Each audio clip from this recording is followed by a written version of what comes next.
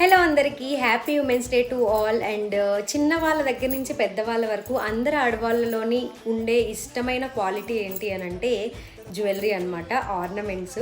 అది any ornament jewellery అయితే చాలా ఇష్టం. అది కూడా గోల్డ్ అనుకోండి, ఇంకా స్పెషల్. అది కూడా గోల్డ్లో మనకి నచ్చిన డిజైన్ ఎవరైనా గిఫ్ట్ చేస్తే ఇంకా డబుల్ ధమాకా అనమాట.